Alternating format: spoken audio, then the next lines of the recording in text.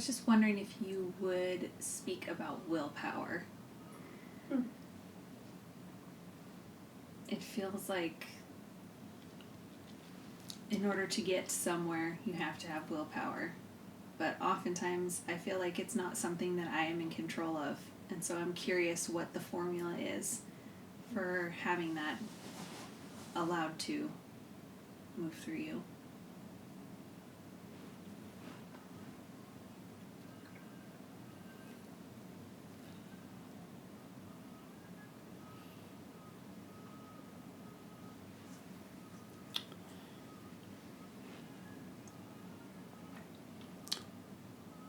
You know the story of this Indian sage, Ramana Maharshi, oftentimes called the silent sage of India. You guys probably know the story more better than I, but he's about 11 or 12. He comes home after school and he's in the kitchen making himself a sandwich, and he has this experience or feeling that he's going to die. He gets really, really frightened. And so he kind of just lays on the kitchen floor, just waiting for death to capture him. And he has an experience that, he's left his body, like something about him is like near the ceiling looking down. And he sees that it's just his flesh laying flat. And moments later, he's back into his body. It's such an intense and transformative experience that despite loving his brother and his parents and living by a very strict code of conduct, he nevertheless goes into his brother's room, steals some money, gets on a train, and just leaves.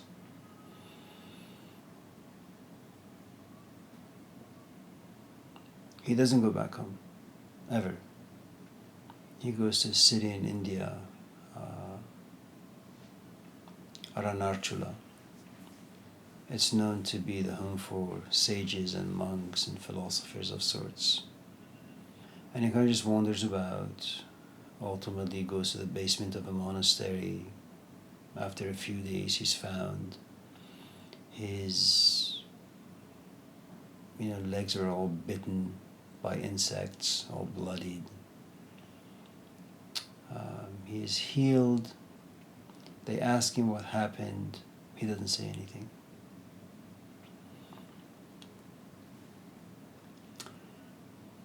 And that's how he got his nickname, the Silent Sage. But something about him had changed.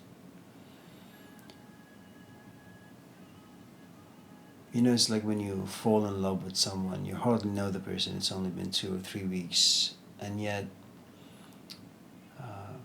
you keep looking at your phone to see if he or she has texted you. And when you guys are out there having coffee, you don't really even pay attention to what he's talking about, whether or not he actually makes any sense when he's talking, if he knows anything about anything. And emotionally, things are so intense for you that you become blind, to all the flaws that he may have. Maybe he's perfect, I don't know, but at any rate, you become kind of blind and can't see anything that's negative about him. And when you're not around him, your life is somewhat dreadful. You're anxious. You're always on the edge, You snap at people. It's misplaced anger. It's all because you're just far away from the person that you want to be around. And when you're close to him, when there's a text or a call or an email or just physically present, it's like you're walking the Garden of Eden. So when people would see him, they felt that there is something relatively mysterious about him. It's very captivating. You know, it's like quicksand. You look at him and his gaze, just the way he is, kind of just pulls you in.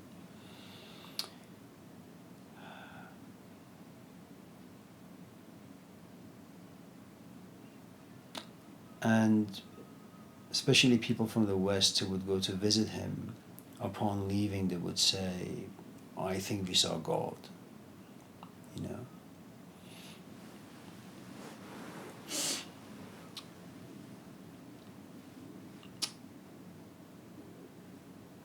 There is a book, I think, by him. It's a transcription of his conversations, really. I think it's called Who Am I, or Who I Am, or something, where he says that the only questions you really need to ask is just sit, close your eyes, just ask, who am I? And just go ahead and keep peeling layer after layer after layer. Just peel them off. I'm not my body, I'm not my thoughts, I'm not my emotions, I'm not my history, I'm not my country, I'm not my this, I'm not my that. And there comes a point where this kind of approach to who you are, approaching it, you know, negatively, the things that you are not, eventually come to a place where the anonymous author of this book, The Cloud of Unknowing, you kind of just get into this dark hole where you just don't know who you are anymore. You know, you've come to the conclusion that you're not all the books that you have read, and you're not all the experiences you had in your life. And you're really not a daughter to Carolyn or Steve Collin. In some ways, you've kind of, after you peel everything away, you feel as if you're just abandoned, and then you sit. Now, I think if you were to kind of read that book and read his life story, you may fall into the temptation or even the assumption that maybe that's what you should do. You should go somewhere, maybe Yosemite, get a tent from Target for $79.95. Sit in the woods. You probably would need very little to survive. And you'll pray every night. You'll meditate every night. You'll cry every night. You'll ask for help from the ghosts or spirits or whatever. And hopefully the same experience will come to you that came to him some years ago.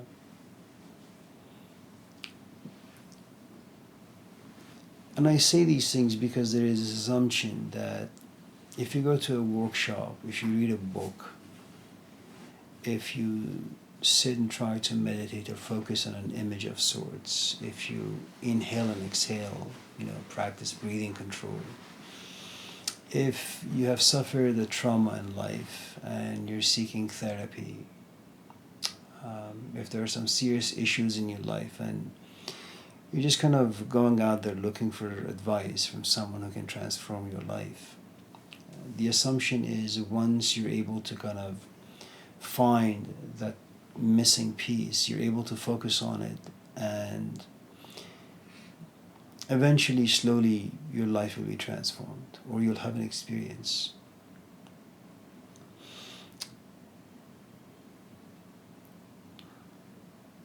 I don't think that usually happens.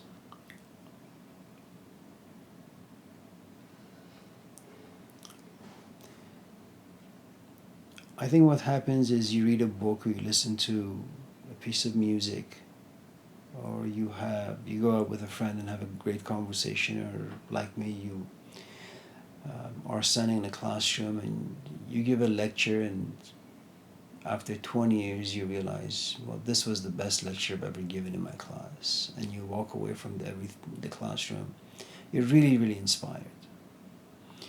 And the assumption in that moment is that because you've had a positive moment, because it's been inspired, and because inspiration creates excitement kind of pushes you into the future where you have all these dreams and hopes and fantasies, that I'm going to go read the dialogues and walk into the classroom and talk to my students about the allegory of the cave. I can do all of that stuff.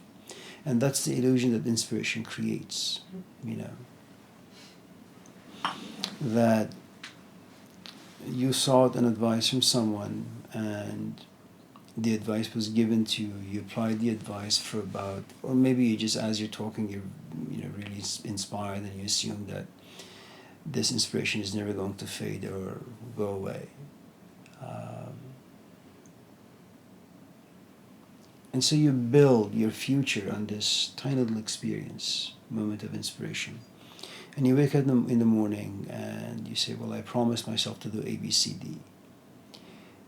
But for some strange reason, the feelings and the emotions and the network of thoughts that existed just a few hours ago, they're no longer there. And so what usually happens is you say, okay, I'm just going to sit on the sofa and continue breathing in and out until something happens.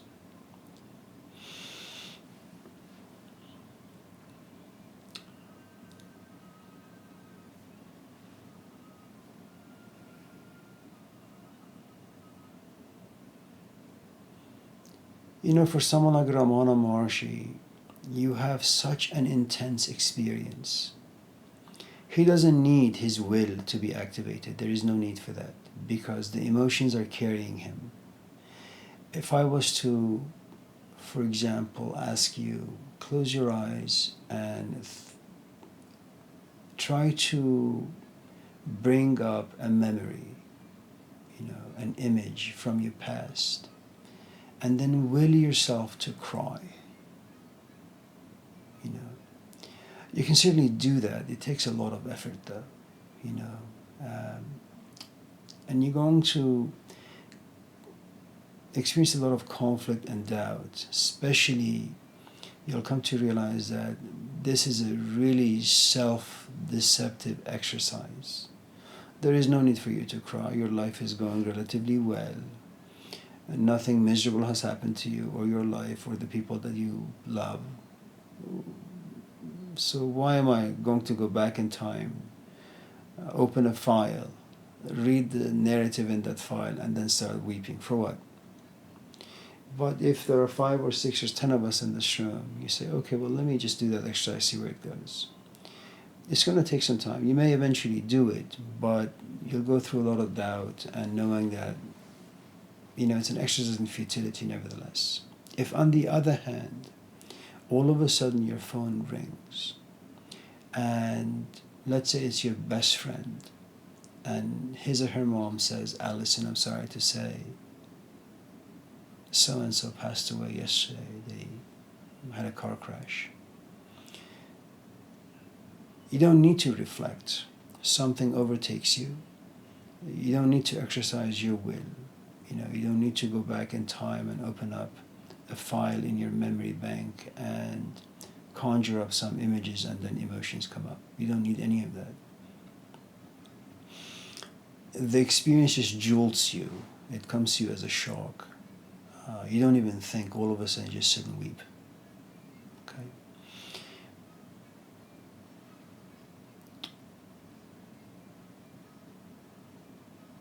Ramana Maharshi did not really need to sit somewhere, read a lot of books, and then say, I'm going to go out there and do A, B, C, D. I am not really quite sure if you go back to the story of the Buddha, for example. I don't know, because I see a lot of people who are old. I see myself getting old. It doesn't make me cherish time more. It doesn't make me value my health more. Oftentimes I look myself in the mirror and I say, okay, maybe I should get some paint and paint my beard black,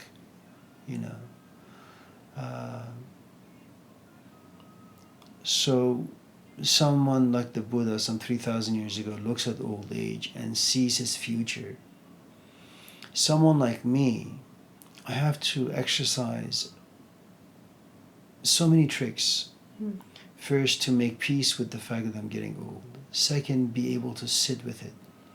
The problem with sitting with the fact that I'm getting old is that life creates a lot of distractions for me.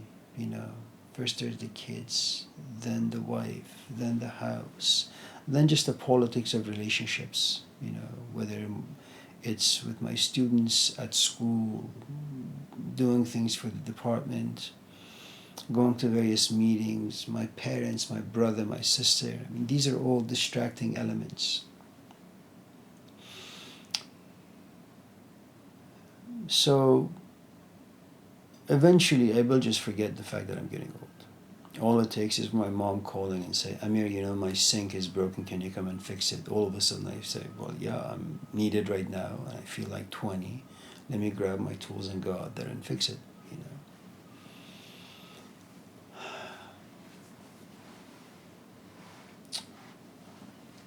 I don't know what his emotional environment was, that he sees someone who's old and he says, I'm going to get there. And if that is going to be my future, what am I doing right now? How should I use my time now? And at least from the stories that I've read, he goes out again the next day and someone is sick. I get sick. And when I'm sick, I don't need to exercise my will to realize how valuable health is, how valuable my relationships are. And in some ways I become very ashamed for the way I have neglected my body and the people in my life, because now I desperately need them. Without them, my condition would get worse. I don't need to exercise any will on my part. The emotions will take care of that. The emotions bring about shame and bring about guilt.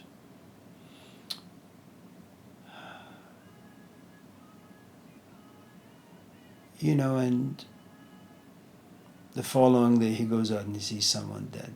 You and I experience, loss, people coming and going in and out of our lives, metaphorically or literally. We either kind of just disconnect from a friendship, or someone literally just passes away, and we are saddened and we are traumatized and we miss them, all that. And you kind of feel as if you're all alone, in this world, and you cry and you scream and you shout and you lock yourself up in a room and you assume that, you're like this frozen sea of ice. This feeling of dread, this loneliness is never going to go away from you. You're always going to be consumed by it and swimming in this ocean of sorrow. There's a funny thing about time. Time begins to corrode or oxidize the experience. There comes a point where it just becomes something you talk about. And tragically enough, after a while, it just turns into gossip. Yeah, I had a friend too. Yeah, he overdosed as well. Yeah, he died. And you approach it in a very nonchalant way. And just a few months ago, you were screaming and shouting and you were wanting to commit suicide. Now, it's this tabloid conversation,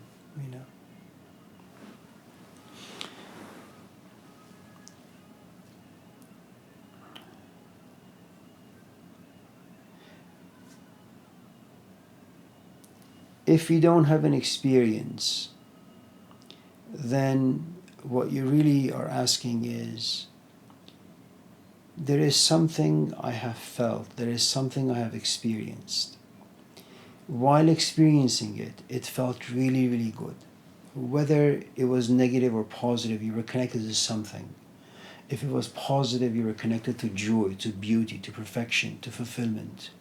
If it was negative, you were connected to grief. And if it was something that you had done, you had, say, committed some transgression, then the grief would overtake you. Then you would try to repent. Then you were consumed with shame, and then you would cry, and then you would bang your head against the wall, trying to figure out how you could have done something so stupid, so ridiculous, so childish. And then time passes, and then you realize that you are in the middle of life. You wake up in the morning, you wash your face, you take a shower, you dress, you go teach, and you have a great time. And then you go to a meeting, and That's not bad either. And then you drive home and you talk to this friend and you talk to that friend. And you kind of just get consumed by just life. And then you go home and you're exhausted and you sit on your bed, on your sofa, and you say, okay, so I went to class. It wasn't bad, you know. I mean, I wasn't really original. I was just more animated. The meetings, SLOs and PLOs and ILOs, well, they're interesting, but really who cares? They're ridiculous. I don't know why all these people with PhDs talk about these ridiculous things. Students don't care. And it's not really going to make education any better. If someone doesn't want to learn, it doesn't matter what you do, they're just not going to learn. And then you say, okay, well, I talked to my friends and it was filled with gossip. It was fun, interesting, we reconnected, but so what? I can live without them. And then you come upon this realization that you have spent an entire day and it has meant absolutely nothing. It is without any value. And then you say, well, my yesterday was the same way. The day before was the same way. And as you keep going back, you know, into the days, and you realize, you know, it's kind of like Groundhog Day or the myth of Sisyphus, where you keep doing the same thing over and over and over again. You know, and you want it to stop. Upon reflection, remember, while you're consumed, and once you're, you know, engaged in daily activities, you don't think in this way. There is no reflection. You're just reacting to circumstances of life. But upon reflection, you come to realize the kind of absurdity of the things that you're doing. And then you say, yeah, you know, a month ago I went to this place and we weren't talking about happy ideas. They were quite miserable and sad and dark and bleak and gloomy. Or even the experience of, you know, burying my mother or my sister or my brother or my father. And there was just, you know, sad events. But at least I felt my own existence. I felt as if my life during, you know, those hours, 1 to 6 o'clock, it meant something. I was fully present. I was embodied. You know, I didn't care what other people were talking about or what they were thinking about. None of those things matter. All I knew is that I lost my father, my brother, my sister. It's a sad event, but it's an event that gives your life purpose and meaning. It connects you to something. We don't need to name what that something is. I don't even think it's nameable. It's a set of feelings and emotions that are mysterious, and I think they're just better left unnamed and unsaid, you know. And then you say, well, I want my days to be like that. And, you know, since you teach philosophy, humanities, and religious studies, and you have a huge library, you go upstairs, and you kind of look through the books and you say, okay, which book can I get that will inspire those emotions? Now you're exercising will. You're hoping that, you know, the next few hours or minutes as you're standing looking over the titles, which you should grab, which you should open, which you should read. And then, well, one of the titles, you know, sounds good. I don't know. You pick up this book. You make yourself a cup of coffee, and there is this, and you're inspired to do this, you know, and you hope that the book will nourish the inspiration. And you say, okay, I'm going to put my chair in the sun, make myself a cup of coffee or a cup of tea. I'm going to sit there. I'm going to read this book for the next 5 hours. And I'm going to be inspired. I'm going to be connected to something. You make your coffee and you read the book. The first line is okay. The second line is not as great. And all of a sudden you say, this is just not working out for me. You know. So there are really two components involved. First, there is the experience, like love. No one needs to tell you. You don't need to force yourself to stay up. You just stay up. You don't need to remind yourself to, you know, check your cell phone to see if he or she has texted or emailed or called. It just happens organically. You don't need to find a way to remember the image of this person that you enjoy, that image just won't leave you alone, you know. And it's organic, it's all consuming. It's the thing, as Rumi would say, it's the thing that makes the mountains dance. You know, it makes the mountains shatter to pieces.